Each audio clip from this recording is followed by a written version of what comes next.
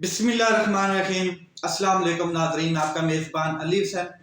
Sky news के साथ एक बार फिर से हाज़िर हूँ जी। एक चोर था और जब वो पकड़ा गया तो वो कहता है कि देखो वो भी चोर है, देखो उसने भी चोरी की है, देखो सारे चोर हैं। यानी कि जब वो चोर पकड़ा गया तो हर किसी के ऊपर इल्ज़ाम लगाना उसने शुरू कर दिया कि देखो वो भी चोर है।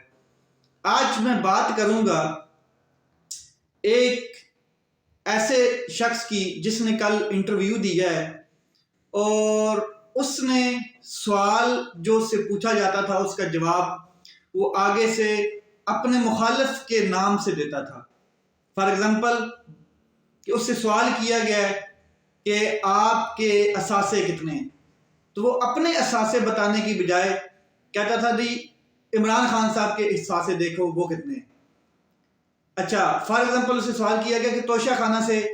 आपने ये लिया है, आपके भाई ने ये लिया है, तो वो कहता था इमरान खान साहब ने खाना काबा के मॉडल वाली घड़ी ली है। तो इस तरह के काम उसने गिनती करवाने शुरू कर दिए। इसके अलावा मैं बात कर रहा हूं नवाज शरीफ साहब के भाई शहबाज शरीफ साहब की, जो खुद को मफादात के लेवल पे जब जाते हैं या खाने पीने की बात आती है तो एक ही यूनिट समझते हैं, लेकिन जब एहतसाब की बात आती है तो अलग अलग हो जाते हैं। फॉर एग्जांपल आपने एक फिल्म देखी होगी,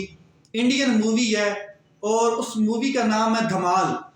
धमाल फिल्म में होता ये है कि दो कैरेक्टर, दो किरदार भाई का रोल अदा कर रहे होते हैं, आदि और बम्बन। आदि और बम्बन के ऊपर जब बात आती है कि एहतसाब दो, पैसे हमें दो, या पैसों के बंटवारे की बात आती थी, तो वो कहते थे कि हम एक ही यूनिट हैं दोनों भाई, यानी कि हमने एक हिस्सा देना है। और जब लेने की बात आती थी, अपने मफाद की बात आती थी,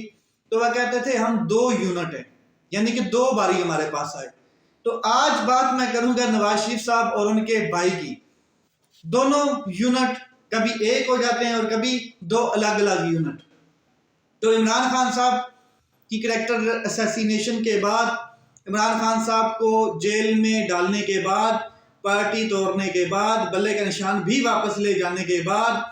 अच्छा उम्मीदवारों को अगवा होने के बाद और तमाम फील्ड सेट करने के बाद, तमाम निज़ाम को अपने साथ मिलाने के बाद अभी तक घबराहट का शिकार शहबाज शरीफ साहब ने कल एक इंटरव्यू दिया है। और इंटरव्यू एक अपने पसंदीदा चैनल को दिया है और अपने हम ख्याल पसंदीदा एंकर को सिलेक्ट किया, लेकिन एक चीज वो करना भूल गए। वो ये करना भूल गए कि उसको कम से कम सिलेक्टेड सवालात लिख के देना भूल गए। और फिर उसके हाथ में जैसे ही वो अपना अपना एक राय आई तो उसने उधेड़ के रख दी हर चीज। बात करते हैं उस इंटरव्यू की। चंद चीजें मैं आपके सामने रखूंगा, बाकी इंटरव्यू तो आपने शायद देखा होगा, लेकिन किस तरीके से बिल्कुल 2 दिन पहले इलेक्शन से वो उसने अपने आप को खुद एक्सपोज कर दिया आवाम के सामने। एक्चुअली तो वो आया इसलिए था कि मैं कौम के सामने अपना एहतसाब दूंगा, एक ऐसे शख्स को सामने बिठा दूंगा कि वो मेरे पसंदीदा सवालात करेगा और मैं कौम को बताऊंगा कि हुआ क्या। अपना जवाब देने की बजाय वही बात, वो भी देखो चोर है, वो भी देखो चोर है, सारे चोर हैं। ये नहीं बताया कि मैं चोर क्यों हूं और मैंने चोरी क्यों की है या मैंने अपनी चीजें क्यों छुपाई हैं, क्योंकि जवाब तो मैंने देना है, लेकिन नहीं, वो भी चोर, वो भी चोर और सारे चोर। तो चंद चीजें उसने कौम के सामने रखी हैं और खुद ही अपने आप को एक्सपोज करके कल की डेट में चला गया। यानी कि 8 फरवरी को इलेक्शन है और 2 दिन पहले नंगा नंग और दमादम मस्त कलंदर उसके साथ हो गए। बात करते हैं शहबाज शरीफ साहब से। पहले सवाल किया गया कि आप जब 2019 में जब आप हुकूमत आपके पास नहीं थी, लेकिन इमरान खान साहब 2018 में हुकूमत में आ चुके थे, तो 2019 में आप लोग ये उसके आने के बाद ये बात बार बार करते थे कि सिलेक्टेड इमरान खान साहब, सिलेक्टेड इमरान खान साहब। तो 2024 में जो होने जा रहा है, क्या वो सिलेक्टेड होगा या इलेक्टेड होगा? तो कहते हैं जी 2019 जो है उसमें जो इमरान खान साहब को हम सिलेक्टेड कहते थे वो हकीकत है, یا 2018 کے الیکشن میں جو کچھ جھرلو پھیرا گیا، تو اب جو جھرلو پھیرا جا رہا ہے اس کے اوپر انہوں نے جواب نہیں دیا، یعنی کہ اٹھا کے دوبارہ عمران خان صاحب کے اوپر ڈال دیا۔ تو اینکر صاحب آگے سے کہتے ہیں کہ آپ یہ بتائیں کہ آپ کے ایک سینئر رہنما نے ہمیں یہ بات بتائی، خواجہ آصف صاحب کا، بلکہ انہوں نے نام بھی لیا کہ مجھے 2019 میں ایک اسٹیبلشمنٹ کی جانب سے آفر آ چکی تھی کہ آپ آئیں ہمارے ساتھ بیٹھیں اور پنجاب آپ لے جائیں۔ تو اس کے اوپر انہوں نے کہا کہ جی وہ خواجہ صاحب سے آپ خود بات کریں، ان کا انٹرویو لیں۔ انہوں نے کہا نہیں، آپ کی جانکاری کے بغیر وہ کیسے گئے پھر ملنے، اسٹیبلشمنٹ کے ساتھ ان کی ملاقات ہوئی، وہ بلکہ مل کے بھی آئے۔ تو اس کے اوپر بھی انہوں نے سوال گول کر دیا۔ جب بات آتی تھی کہ پیچھے کون سپورٹ کر رہا ہے ان محرکات کے پیچھے جو 2018 میں ہوئے، یا جو حکومتیں گرائی جاتی اور بنتی تھیں، جو زیادتیاں جبر ظلم ہوتا تھا، یا کسی پرائم منسٹر کو عہدے سے ہٹایا جاتا تھا، تو اس کے اوپر نواز شریف صاحب ڈائریکٹلی بات کیوں نہیں کرتے تھے، یا آپ ان کے نام کیوں نہیں لیتے؟ فار ایگزامپل انہوں نے کہا کہ دیکھیں جی، نواز شریف صاحب نے کبھی اداروں کے خلاف بات نہیں کی، نواز شریف صاحب نے کبھی اداروں کے نام نہیں لیے، نواز شریف صاحب جو ہیں وہ ضلع سبحانی صاحب نے کبھی بائی نیم کسی کو میر جعفر میر صادق نہیں کہا۔ عمران خان صاحب تو میر جعفر اور میر صادق کہتے تھے جب بھی ان کی حکومت گئی۔ تو اینکر صاحب کہتے ہیں کہ نہیں، نواز شریف صاحب نے گجرانوالہ کے جلسے میں نیم لے کے، باجوہ صاحب اور فیض امیر کا نام لے کے، انہوں نے وہ جو ایک جلسہ تھا، وہ جو ایک ریلی نکالی گئی تھی پنڈی سے، مجھے کیوں نکالا والی، اس میں بائی نیم انہوں نے ہٹ کیا تھا۔ پھر لندن میں جب چلے گئے تو لندن میں بھی ہٹ کرتے رہے ادھر سے ویڈیوز کے اوپر۔ اس کے بعد ان سے ایک اور سوال کیا جاتا ہے، اور سوال تو بہت سے کیے گئے، لیکن جو مین سوال ہیں ان کے اوپر میں آج بات کر رہا ہوں۔ کہ مین سوال جو کیے گئے ہیں کہ اربوں روپے کی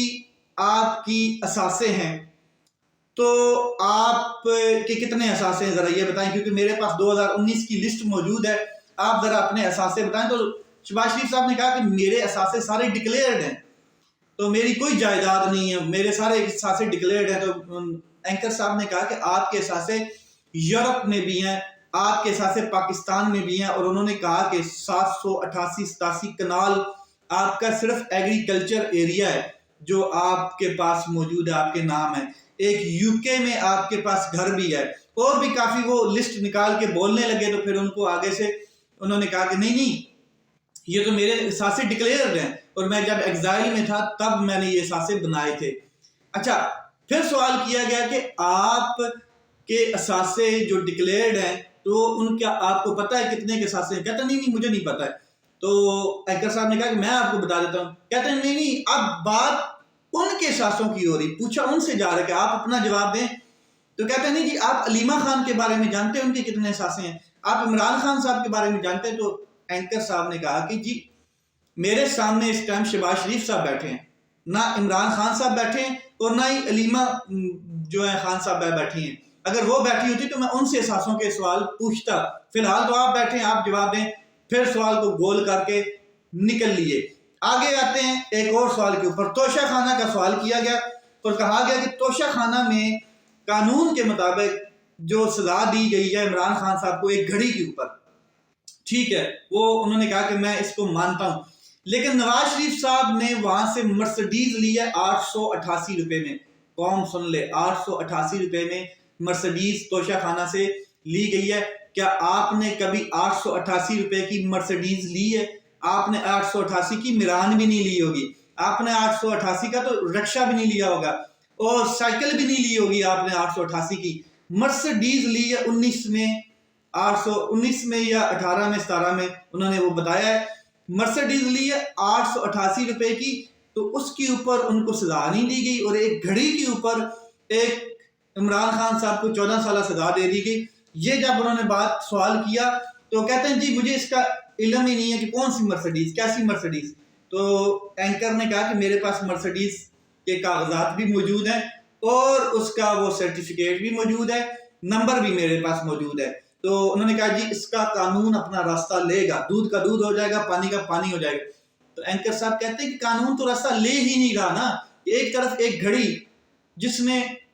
سیل کی، اور دوسری طرف آپ اپنے بھائی سے پوچھیں گے کہ مرسڈیز کہاں پر ہے؟ کدھر ہے؟ کہتا ہے نہیں نہیں یہ قانون اپنا راستہ لے گا، اور قانون پتہ نہیں کب راستہ لے گا، یہ تو بعد کی بات ہے۔ پھر ایک سوال، اور سوال بڑا خوفناک سوال، یہ کہ آپ یہ بتائیں کہ آپ کے اوپر تو چارجز تھے کرپشن کے، اور آپ وزیر اعظم کیسے بن گئے؟ آپ کے اوپر ایسے چارجز تھے جہاں پہ آپ کے اکاؤنٹس میں ٹی ٹی آتی گئی، تو اس کے اوپر بھی انہوں نے کہا کہ میرے اکاؤنٹ میں اگر ایک ٹی ٹی بھی آئی ہے تو میں ابھی سیاست سے کوئٹ کر جاؤں گا، مطلب نکل جاؤں گا، ختم کر دوں گا۔ یہ وہی باتیں،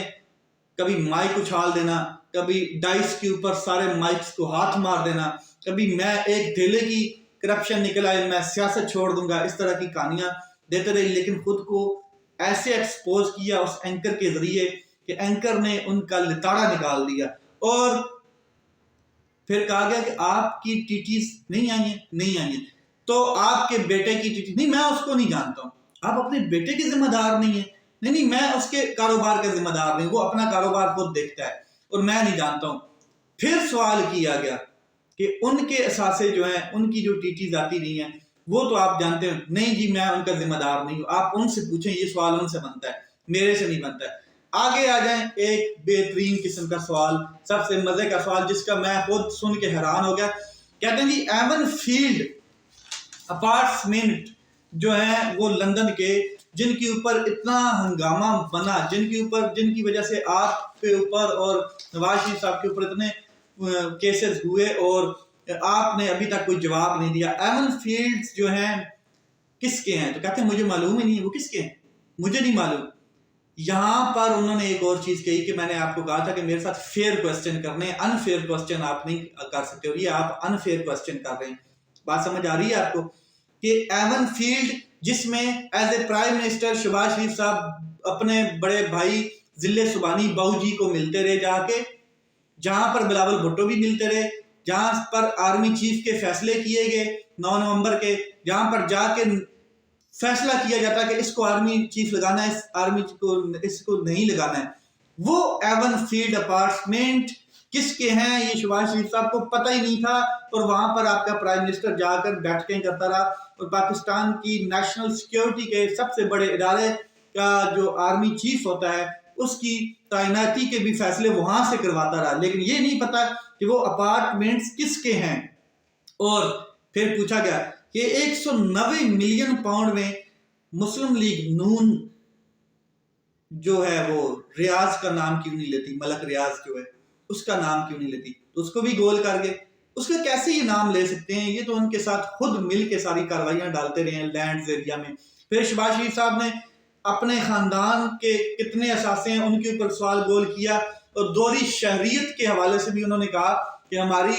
کہیں پر بھی دوہری شہریت نہیں ہے، ایک میرا بھتیجا ہے ان کی ہو سکتی ہے، لیکن وہ اپنے اپنے ذمہ دار ہیں، ہم نے کبھی ان سے سوال نہیں کیے، نہ میں نے اپنے بھائی سے پوچھا کہ ایون فیلڈ کس کے ہیں، نہ میں نے اپنے بھتیجوں سے کبھی پوچھا، اور نہ میں نے اپنے بیٹوں سے کبھی پوچھا کہ ٹی ٹی کب آئی، کیس کی آئی، کیوں آئی اور کیا ہونے جا رہا ہے۔ اس کے بعد شہباز شریف صاحب سے جو بھی سوالات کیے گئے، چاہے وہ اثاثوں کے بارے میں ہو، چاہے وہ میر جعفر اور میر صادق کے بارے میں ہو، چاہے وہ کسی صحافی کے اریسٹ ہونے کے بارے میں ہو ان کی حکومت میں، فار ایگزامپل ان کی حکومت میں عمران ریاض خان صاحب کو اریسٹ کیا گیا، تو کہتے ہیں کہ جی میں نے 2 دفعہ کینیا کے صدر کو کال کی کہ اس کو ارشد شریف صاحب کے حوالے سے، یعنی کہ سوال کیا کیا جا رہا ہے عمران ریاض خان صاحب کے حوالے سے، جواب دیا جا رہا ہے ارشد شریف کے حوالے سے۔ ارشد شریف بھی ان کے اعصاب پر ابھی سوار ہے، نہ حق قتل تھا اس کا، نہ حق شہادت تھی، اور اس کو اس طریقے سے شہید کیا گیا کہ اس کی مثال نہیں ملتی ہے، لیکن وہ جو ناحق خون ہوتا ہے وہ اعصاب پہ سوار ہوتا ہے، تو یہ ناحق خون جو کیا گیا، یہ آج بھی سوال عمران ریاض خان کا کیا جا رہا ہے کہ آپ کے دور میں عمران خان جو ہے، عمران ریاض خان اینکر پرسن، ان کو اریسٹ کر لیا گیا اور وہ کس طریقے سے واپس آئے وہ بول تک نہیں سکتے، تو انہوں نے آگے سے جواب دیا، دیکھیں عمران خان صاحب جو ہیں ان کے دور میں بھی یہ چیزیں ہوتی تھی، عمران خان صاحب کے دور میں مطیع اللہ جان کو اریسٹ کیا گیا اور وہ 48 گھنٹوں میں واپس آ گئے تھے، کس نے کیا یہ انہوں نے کبھی کوئی بات نہیں بتائی، اور یہ کہتے ہیں ٹھیک ہے پھر عمران خان صاحب کے دور میں جو اریسٹ ہوا وہ جلدی آ جاتا تھا تو میں نے تھوڑا لیٹ کروا دیا، یہ چیزیں ہوئی۔ یہ انٹرویو تھا، لیکن اپنے آپ کو بھرپور طریقے سے ایکسپوز کیا 2 دن پہلے۔ اب قوم دیکھ لے خود کہ شعور بھی رکھتی ہے، عقل بھی رکھتی ہے اور پڑھی لکھی بھی ہے، جو نہیں پڑھے لکھے ان کو بھی سمجھائے، ان کو یہ انٹرویو دکھا دے کہ کس طریقے سے سوال کیا تھا، جواب عمران خان تھا، سوال اپنی ذات پہ تھا، جواب عمران خان صاحب پر۔ ایک اور چیز کے اوپر بھی کہا گیا کہ عدت کے کیس کو آپ کنڈیم کرتے ہیں، کہتے ہیں نہیں جی وہ جج صاحب سے آپ انٹرویو لیں۔ جج صاحب کیسے انٹرویو دیں گے؟ عدت کے کیس کو اگر خدا نخواستہ کل آپ کے فیملی کے ساتھ یہ سین ہو جاتا ہے تو آپ کیا کریں گے؟ ایون کہ بلاول بھٹو نے اس کو کنڈیم کیا ہے کہ یہ ڈسگریسفل ڈیسیجن آف کورٹ تھا، اس طرح کی بات انہوں نے کی ہے، اتنا ڈسگریسفل تھا، وہ پورا پاکستان اس کو کنڈیم کر رہا ہے کہ نکاح کا حق اور طلاق کا حق مرد اور عورت کا ہوتا ہے، مرد چاہے تو طلاق دے سکتا ہے، کوئی جج کسی کی عورت کو طلاق نہیں دے سکتا، جج اپنی عورت کو طلاق دے سکتا ہے، تو یہ اتنا